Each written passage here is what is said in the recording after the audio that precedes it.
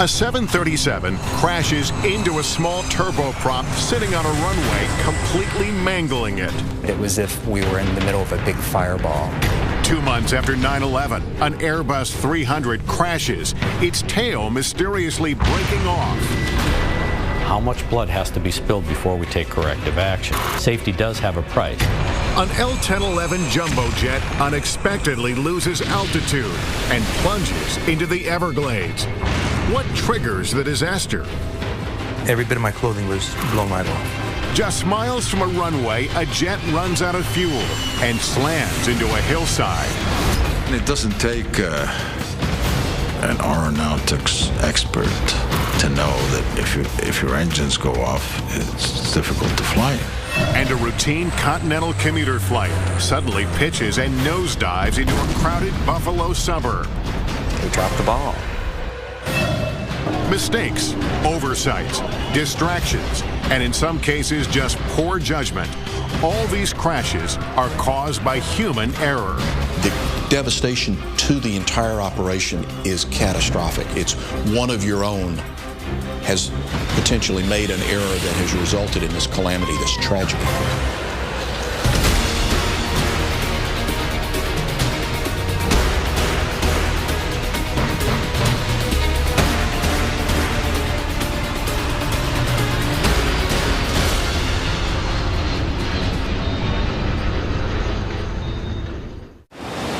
There are many reasons why planes crash: poor weather conditions, mechanical difficulties, and structural failures. But according to a study published by the FAA, more often than not, the cause is just plain human error. Human error shows up in about 80% of aviation accidents. If you find something that's mechanical in an airplane, you can change it. Changing how humans think or how they react under a given set of circumstances is much, much more difficult. In this hour, dramatic animations will put you where no camera has ever been, up close to show how and why these disasters occurred.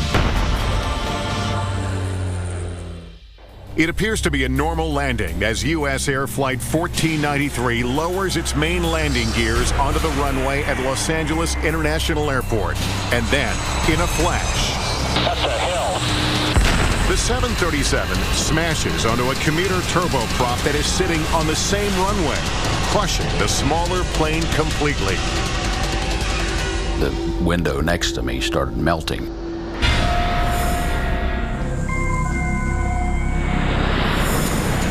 In the early evening of February 1st, 1991, SkyWest Flight 5569, a turboprop carrying 10 passengers and 2 crew members, taxis toward an intersection of runway 24 left. Intersection departures, with particularly for a turboprop, was a means to make their flight more effective, and they could get off the ground faster. At 6:04 p.m., an air traffic controller clears SkyWest onto the runway, but advises the plane to hold its position. And at that point is where one of the big causes of this accident sequence occur. She does not immediately clear them for takeoff. There's a delay. Every second that goes by, there's a mounting threat. That's because minutes earlier, U.S. Air Flight 1493, a 737 that began its journey in Syracuse, New York, had been cleared to land on that same runway. All they see is the menagerie of lights. It looks, in their mental picture, it looks like a normal landing runway. And as they're flying closer and closer, they still can't discern airplane lights from runway lights. They're all the same color. The Boeing 737's main landing gears touch down. Then, as the nose lowers, the landing lights reveal the turboprop. That's the first time the captain sees the plane. That's a hill. There's an explosion on impact, and the small plane bursts into flames. But the 737 can't stop. At 70 miles per hour, it skids and finally crashes into an abandoned firehouse. The floor was heaving, and the smoke burst right in front of my jump seat. It was as if we were in the middle of a big fireball. Every passenger window was illuminated orange. but I can see every passenger that can possibly have a view of me staring at me, looking for an answer. Flight attendants began shouting orders to evacuate, but because of the raging fire, none of the left exit doors can be used. The front right exit door is damaged and won't stay open. Only a few are able to escape from there. We jumped off the aircraft. I pushed the first person off the aircraft because I figure it's either you break your leg or you will not see your legs. The right wing exit becomes blocked, leaving only one more exit for passengers to escape, the right rear exit. In all, 67 of the 89 passengers and crew make it out alive. But not everyone makes it through the exit doors. We took a position on the nose of the airplane, and we happened to see that the co-pilot of the plane was trying to get out of the window. I took the ladder, small 12-foot ladder, and put it up to the nose of the airplane. And I was able to take a few steps up and help the co-pilot out, pull him out, and cradle him like a baby, bring him down, and then walk him with another fireman to safety. The captain and the senior flight attendant are among the victims. I remember feeling just a lot of sorrow. That 2 of my crew members died, that so many passengers died. With the focus on the 737, few even know there's a crushed turboprop underneath it. The small plane is twisted and mangled beyond recognition. There are no survivors. I did not know that we hit another aircraft until we were in the terminal, and they were doing triage on us. And I asked about the crew, and they said, "Which crew?" Investigators immediately began the grim task of finding out what went wrong. John Cox, who is now an MSNBC aviation analyst, was an investigator for the Airline Pilots Association at the time. As an aircraft accident investigator, it's one of the tougher ones that I have worked because there were still, some of the bodies were still in there. These things are always catastrophic to work, but it is absolutely vital that a group of people do this job so that we understand what happened and don't have a reoccurrence. While poor visibility from the tower to the runway and glare shining into the tower are part of the problem, investigators focus on air traffic control. Air traffic controllers, as a matter of routine, multitask. 929, take Victor, right turn 31 right and hold short of whiskey. They're issuing landing clearances, takeoff clearances, so the multitasking on that evening would not have been unusual. It is very unusual for a controller not to remember that they have an airplane in position on a runway. But according to the NTSB, that is exactly what happened. It turns out that the local controller simply forgot that SkyWest was sitting on the runway intersection. There were some things that were going on that did get her distracted. 1493 checked in, she looked, the runway end was clear, and it was just a human error. I wouldn't expect that anyone on the SkyWest to have ever understood what happened. It was instantaneous.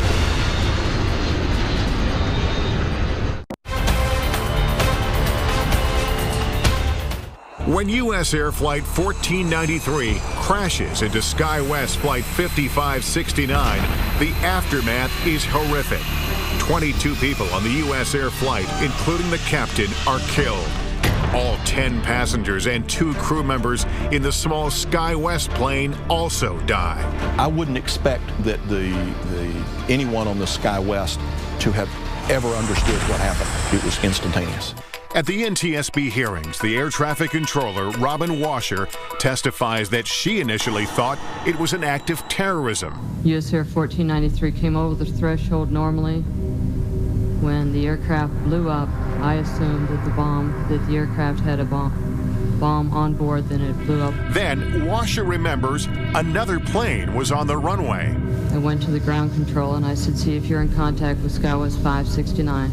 I went to the supervisor and I told her, I said, this is what I believe U.S. Air did. She has a responsibility to ensure its safety from other traffic. That didn't happen. The sound was almost overwhelming. David Kelly, the surviving first officer, testifies that he and the captain were never made aware of another plane on the runway. As far as we could tell, there was nothing down the runway anywhere. That airplane all of a sudden showed up out of nowhere. The cabin lights went out, the emergency lights came on. For Flight Attendant Bill Ibarra, who was critically injured, the hearing is an emotional experience. I was filled with gratitude when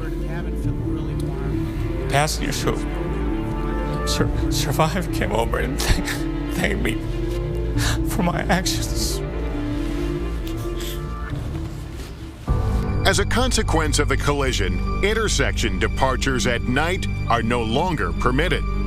And while on the runway, pilots are encouraged, though not required, to remind air traffic control that they are waiting for instructions. These types of procedures were completely capable of being done before the accident. This was a totally preventable accident. Across the country, and nearly 2 decades later, another crash caused by human error. Continental Connection Flight 3407 nears the Buffalo Airport for landing. The turboprop suddenly pitches up, stalls, and goes into a series of terrifying rolls. The pilot fights to gain control, but the plane plummets 1,600 feet into a house. This aircraft was 5 miles out, and all of a sudden we have no response to that aircraft.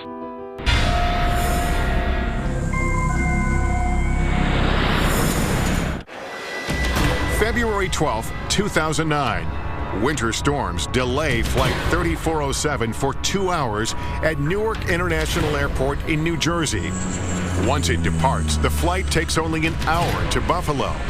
But 3 miles from the runway, the captain runs into problems. The speed was a little higher than he anticipated, and he made an adjustment. And what he did was he reduced the power, and they also extended the landing gear, which adds a lot of drag, and the speed decreased fairly rapidly to the point that a warning device in the airplane activated. The warning system seems to take the captain by surprise, but it should be a fairly simple correction to get the plane's speed back up. Instead of letting the airplane's nose drop to build up that airspeed, he gave it full power and lifted the nose up. He should have done the exact opposite thing. Planes generally fly at a slight nose-up angle. This makes air move faster over the top of the wing than the bottom. This creates the important difference in pressure needed for lift, which allows planes to fly. But with too much pitch, the air pushes against the wing, not flowing across it, causing the plane to stall. And when it stalled, the airplane became unstable. It rolled off to one side, then another. He continued to have the nose up. The plane's stall protection system tries to take over by lowering the nose to gain airspeed. But the captain repeatedly pulls the nose back up, essentially putting the plane back into a stall. After 3 stalls, recovery is impossible. The plane crashes in the town of Clarence Center, 5 miles northeast of the Buffalo Airport. Everyone on board is killed, as well as 1 man on the ground. One of the victims is the daughter of former Continental pilot Mike Loftus. Mallow was going up to a reunion game. Basically, it was an alumni game at Buffalo State College for the women's program. I think I turned the TV on that night to watch it for a brief moment, and that was when I had all those flames, and I turned the TV off. One question investigators have is why the captain responded incorrectly when the plane stalled. According to the NTSB, part of the problem may have been the pilot's basic skills. The report states Captain Marvin Renslow never revealed to Colgan, the regional carrier for Flight 3407, that he had failed several certification exams. He apparently wasn't completely honest in reporting those. But while he was at Colgan, he had also not passed some of the tests and the check rides that he had had. Captain Renslow eventually passes all the required tests. Colgan points out that their crew training meets or exceeds requirements of the FAA. But former Inspector General of the Department of Transportation, Mary Schiavo, points to what she sees as a problem with the regional airlines in general: cost-cutting. Their whole model, business model, is to fly inexpensive aircraft and save a lot of money because they have a fixed price contract. So if they can fly cheap planes cheaply, they make money under their contract. If they have more expensive pilots and more expensive planes, they don't. The Regional Airlines Association disputes that and told NBC News their focus is on safety, professionalism, and reliability of service. Still, there are differences within the industry on how much flying time is required to pilot a commercial airplane. You can be done with those ratings in as little as 350 hours of experience. And what happens is when people get out of flight school and they have their required government ratings, they then move on to the regionals because that's who hires them. While major airlines usually pay better, they also demand that new hires have 1,500 flight hours or more. Further blame could lie with how Colgan trained its pilots on the Q400 stall protection system. Although it satisfied FAA standards, some of the training was done solely in a classroom setting, not hands-on. 15 minutes, that's all they're asking out of a training program, and they didn't even do that.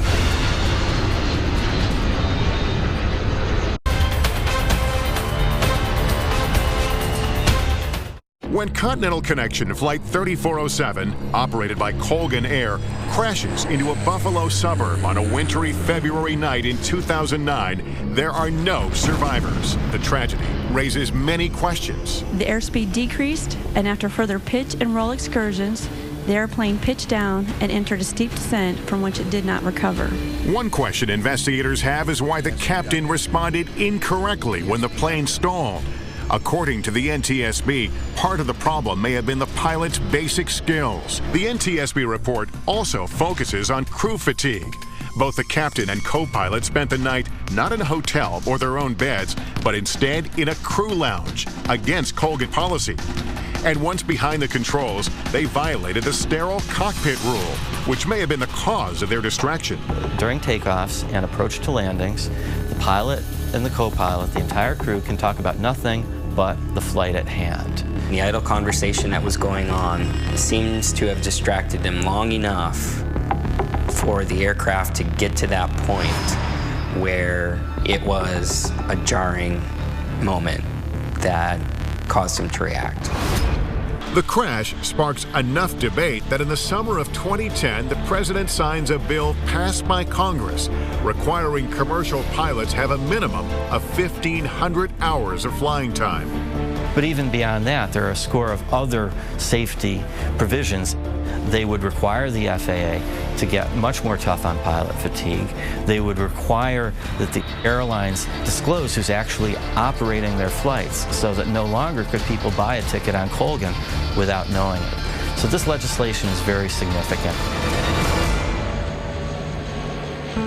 The companies let them down a lot. They didn't give them the tools they needed, I think, is really what it came down to. You got two relatively inexperienced pilots. It's the fact of life. 8 years earlier, there was another air disaster over New York, also caused by human error. An Airbus A300 takes off from JFK Airport to Santo Domingo in the Dominican Republic. Soon after takeoff, the plane encounters severe turbulence. It rolls, pitches, and then suddenly the tail snaps off. The plane nosedives into a residential area in Queens, New York. All the people that were on that airplane went for a very harrowing ride in the last minute of flight going into the ground. All 260 people on board are killed, as well as 5 people on the ground, leaving investigators wondering how and why the tail would snap off an airplane.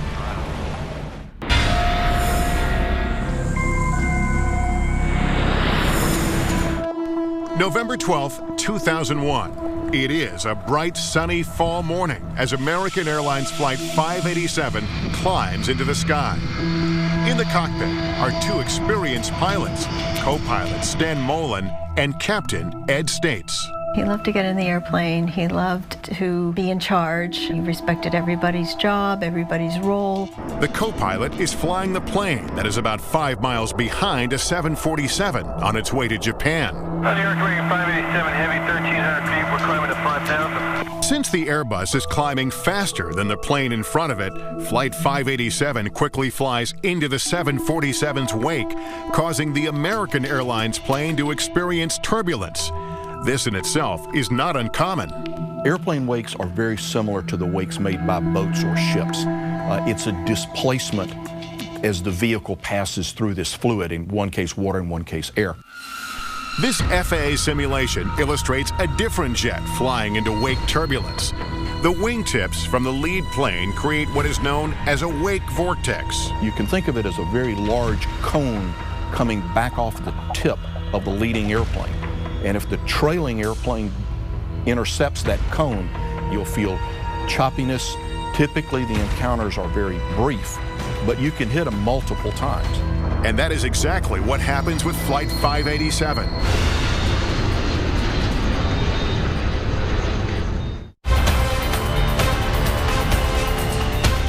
An Airbus A300 takes off from JFK Airport to Santo Domingo in the Dominican Republic. Soon after takeoff, the plane encounters severe turbulence. It rolls, pitches, and then suddenly the tail snaps off. The plane nosedives into a residential area in Queens, New York. All 260 people on board are killed, as well as 5 people on the ground, leaving investigators wondering how and why the tail would snap off an airplane. The co-pilot is flying the plane that is about 5 miles behind a 747 on its way to Japan. Since the Airbus is climbing faster than the plane in front of it, Flight 587 quickly flies into the 747's wake, causing the American Airlines plane to experience turbulence. This FAA simulation illustrates a different jet flying into wake turbulence. The wingtips from the lead plane create what is known as a wake vortex. There are 2 wake encounters. Although invisible to the eye, they are displayed here in our animation. The first wake causes the plane to roll to the left, and the co-pilot quickly puts it back on course. But then, 15 seconds later, the plane is caught in a second wake. When this pilot got into the wake turbulence, the airplane started to roll. He put in flight control corrections that he thought was necessary to get the airplane back to a wings level state. But instead of leveling out, the plane moves violently on all 3 axes of flight. Left and right rolls, side-to-side motion, and up and down. Then, the unthinkable happens. The tail snaps off. The plane banks left and plummets into a residential neighborhood in Bell Harbor, Queens.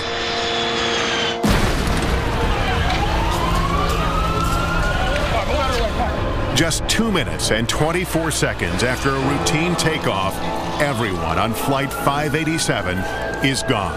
Go ahead.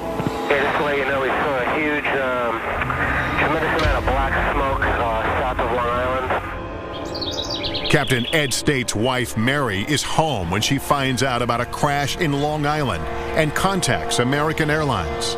I got one of the chief pilots in New York. And it wasn't I guess, wasn't the ideal way of telling me, but I said, was Ed the pilot? And they said yes.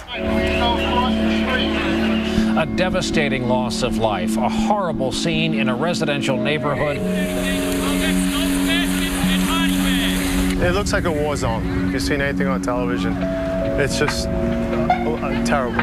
Just 2 months after 9/11, people are wondering, could this be another terrorist attack? Everyone should remain calm. We talked to the White House several times. There's air cover. In this anxious climate, the NTSB works to find the reason the tail of the plane broke off. The scars from 9/11 are still very raw. The industry was recovering. Traffic was down. People were apprehensive. It was a period of time that, after 40 years of being in the industry, I've never seen before or since. I see the plane. The engine fall down. 2 months after the attack, another plane is down. And at first, an act of terrorism is feared. We've preliminarily put the city on high alert, so we've closed certain things down just to make sure that we find out what this is all about. Former Inspector General of the Department of Transportation, Mary Schiavo, followed the investigation. That was everybody's first thought, but there were a number of clues, and they came out really quickly that it wasn't, because you had the cockpit voice recording. And then when they found part of the plane was detached from the plane itself, I mean, you knew right away, because pieces of the plane just are not ever supposed to fall off. Once terrorism is eliminated as the cause, investigators focus on why the tail broke off. It takes more than 2 years before the NTSB findings are released.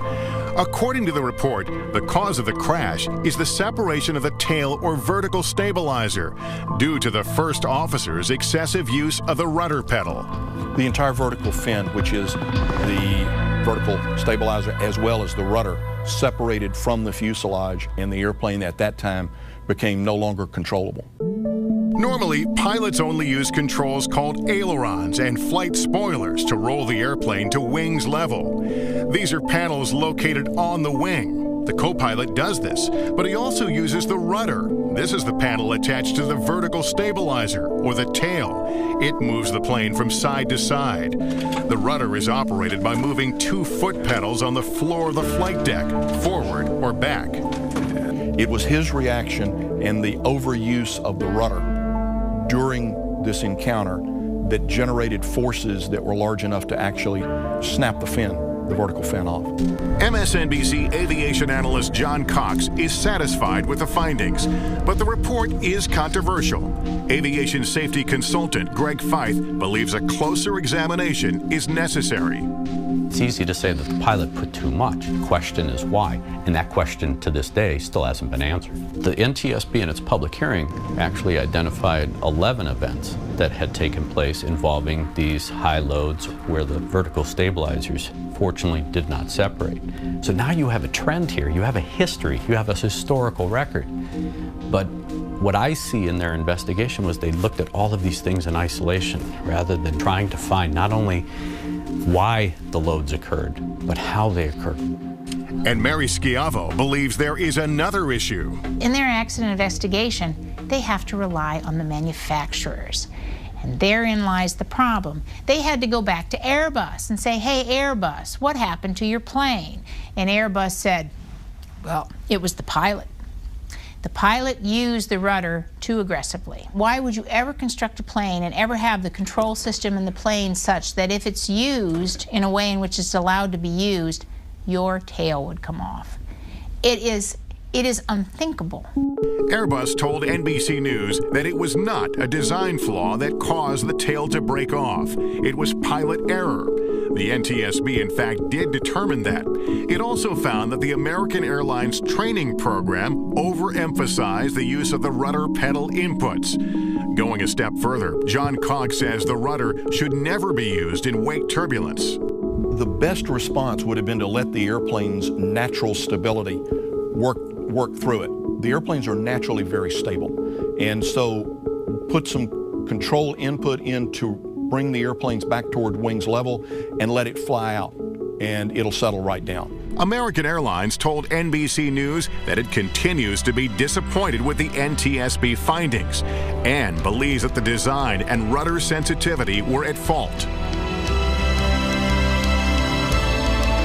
A decade after the crash, the report stands as written. But in August 2010, the NTSB started re-examining similar incidents and urged agencies to take a closer look at the rudder design. Pilots now understand you don't have to move the rudder that much as far as the pedals are concerned to create a large aerodynamic force. It's a powerful tool in helping the pilot in roll control. So be sensitive to the fact that, hey, if you're going to move this, you better use it as a last resort. But this knowledge came at a very steep cost. There is this adage out there in the aviation industry: how much blood has to be spilled before we take corrective action? Safety does have a price. Coming up, without warning, a plane crashes into the Everglades. The tail actually turned over, and when it did, the floor underneath me split and I dropped out.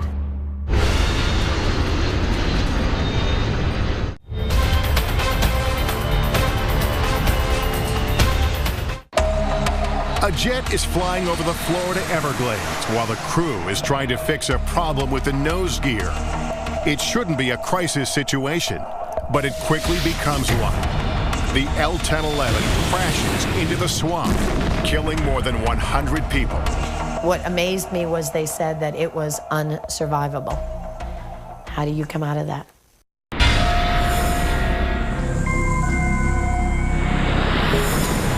December 29, 1972. Eastern Airlines Flight 401 is on the final leg of its flight from JFK to Miami International, carrying 163 passengers and a crew of 13. Ron and Lily Infantino were just married 20 days before and are now returning home from their honeymoon. It was a perfect flight, smooth, calm air. It was just a very dark night. The L-1011 is just 5 miles from the runway when the pilot extends the landing gears.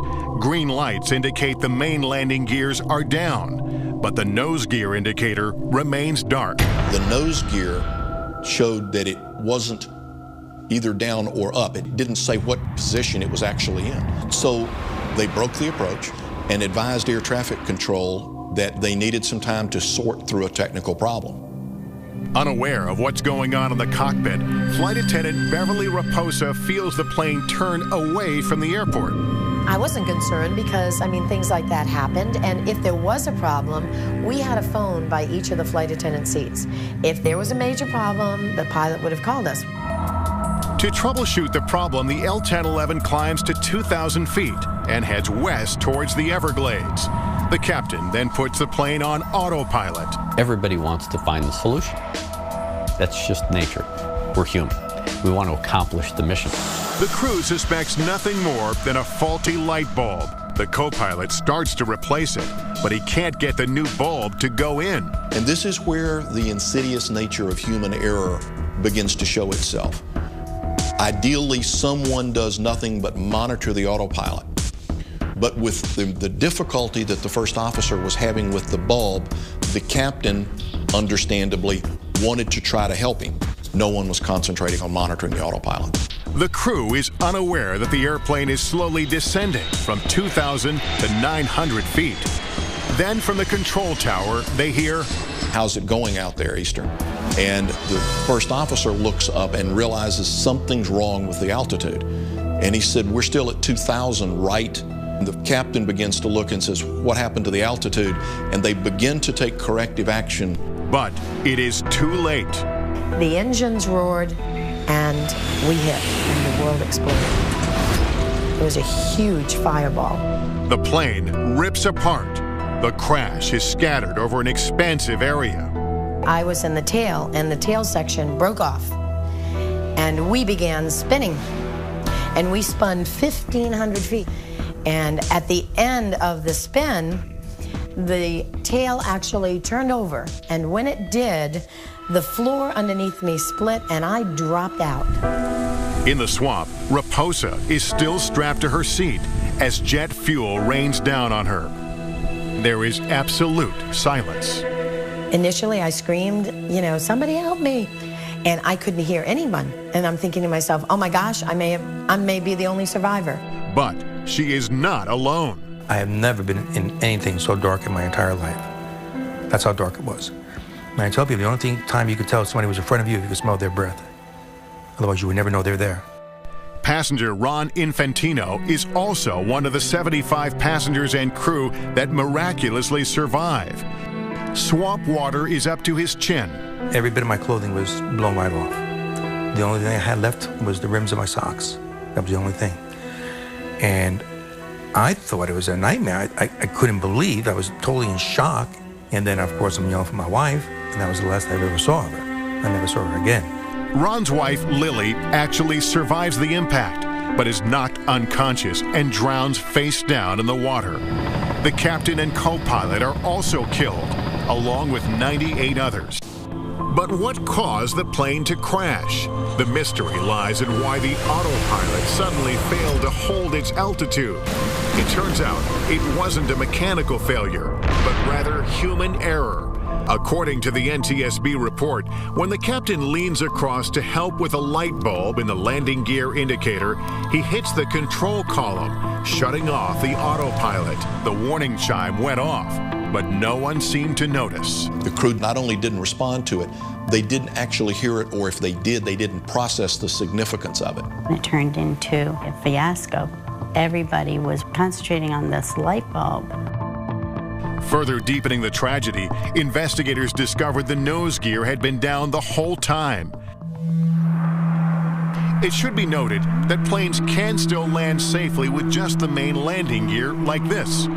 But aviation experts say the crew followed the correct procedure. Pilots always carry reserve fuel on the airplanes so that there wasn't a pressing time criticality of we have to go land now. If they landed with the nose gear up, it's going to cause damage to it. It's going to be out of service for a period of time. There's going to be an investigation.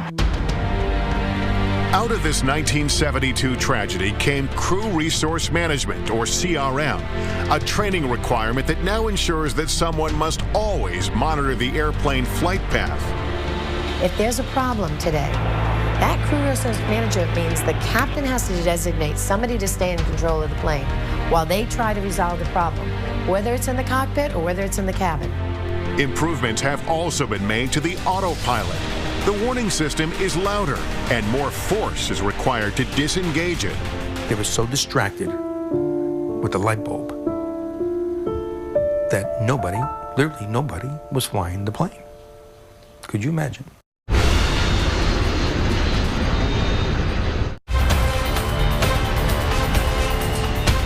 A Boeing 707 is just a few miles from its destination when all four of the plane's engines fail. Avianca 052, radar contact lost. The jet silently falls through the clouds, slamming into a wooded hill on Long Island, New York, killing 73 people on board. There are no mechanical failures, no structural problems of any kind. It turns out the plane simply runs out of fuel. But how can such a fatal blunder happen? January 25th, 1990, when Avianca Flight 52 leaves Medellin, Colombia, just after 3 p.m., the tanks have more than enough fuel for the 2,100-mile trip to New York. They had approximately 81,000 pounds of jet fuel on the airplane when they departed. They had done the calculations for the flight plan, the amount of fuel they would burn going to New York, a reserve, some holding fuel, and then also enough fuel to go to Boston and land. With more than enough fuel, that shouldn't be a problem, but it soon becomes one. In New York, the weather was bad, so as they came up the East Coast, they began to be issued holding instructions, and they held for 3 different times. The delays total 77 minutes. Around 8:20 p.m., they have only a little more than 14,000 pounds of fuel left, enough for another hour or so in the air. During those holding patterns, that's when the flight engineer should have made sure that the fuel levels were fine. And Avianca 052 Heavy, I'm going to bring you about 15 miles northeast and then turn you back home for the approach. Is that fine with you and your fuel? I guess so. Thank you very much. They inquired with air traffic controllers about how much longer it was going to be. They were complaining about their fuel levels. Air traffic control asked where their alternate was, which was filed for Boston. But the first officer, who was the pilot handling the radios, told them that they could no longer make Boston. And that very significant statement was lost on air traffic control. At 9:22 p.m., Avianca Flight 52 is finally cleared to land. But with an extremely low cloud ceiling above JFK and strong wind shear, the pilot misses the attempt. The plane is again diverted from the airport. Nowhere did the first officer ever use the word emergency. If that word had been used, they would have given them immediate priority to try to get them on the ground. Avianca 52, climb maintains 3,000. Negative, sir. We just running out of fuel. We're good. Okay, 3,000, that'll be good. Okay. At 9:34 p.m., Flight 52 runs out of fuel. The engines flame out. Passenger Nestor Zarate remembers that horrible silence. The lack of that noise it's a horrendous impression because you have the wind against the fuselage. So at that moment, there was pandemonium. The crew calmly tells air traffic control that the engines have failed. They are quickly routed back to JFK, but it is too late. When the Boeing 707 crashes into a hillside in Oyster Bay, the cockpit breaks off, killing the pilots and flight engineer.